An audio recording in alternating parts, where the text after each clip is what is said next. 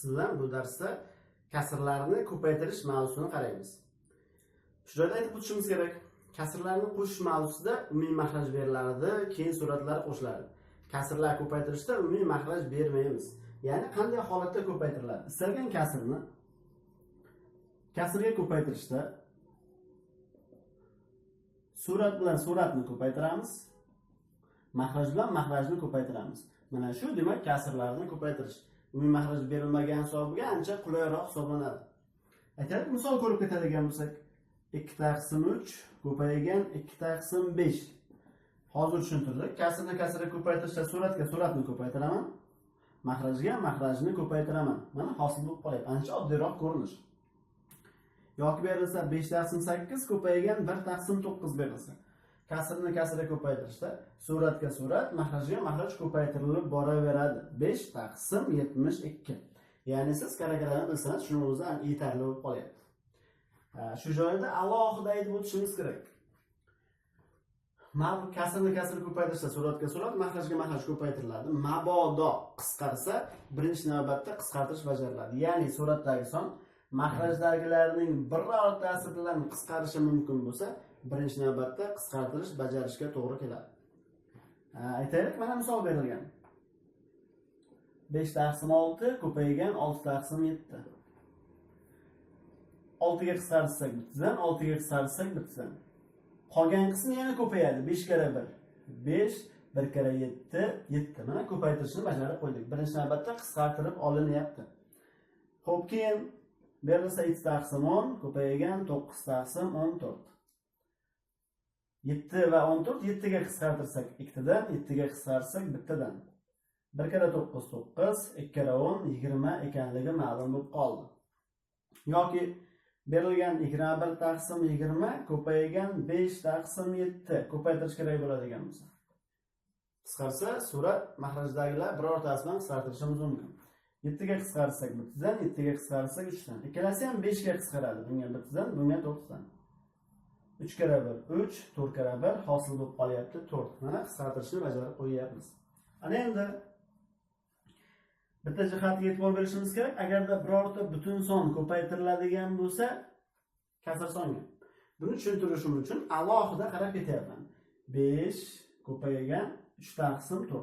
Aynan mana shu 5 ni men yozib olishim mumkin. 5/1 ko'rinishda yozib olishim mumkin. Sababi 5 ni 1 ga bo'lsak, baribir 5. 5 ni ko'paytiryapmiz mana shu songa. Asosiy qoida bo'yicha 5 4 bilan qisqarsa qisqartirar edik. Qisqarmagani uchun surati ko'payib boradi. 15/4. Aynan mana shunday ishlamaymizda, bu tushunchasi, bunaqa ishlamaymizda, qoida aytib qo'yamiz. Birorta butun sonni kasr songa ko'paytirishda butun son mabodo qisqarsa maxrajdan qisqaradi, qisqarmasa butun son suratga ko'paytirish bo'lib boradi. Ya'ni 15/4 hosil qolyapti. Mana ko'rinish. Xohlasangiz aralash kasrga aylantirib qo'yasiz. 3/4 dan 3 hosil bo'lib qoldi. Yoki berilgan 4 ko'paygan 5 dan 3. Tushuntirdik. Mabodo qisqarsa maxraj bilan qisqartiramiz, qisqarmasa to'g'ridan to'g'ri suratga ko'payib boradi. Bu kelib chiqyapti 12/5. Buni 2/5 dan 2 shaklida yozib qo'yishimiz mumkin bo'lib qoladi. Yoki yozyapman 8 ko'paygan 6 dan 5. Mabodo qisqarsa maxraj bilan qisqaradi, qisqarmasa to'g'ridan to'g'ri suratga ko'payib boradi. 2 ga qisqartirsak 3 dan, 2 ga qisqartirish natijasi 4 dan.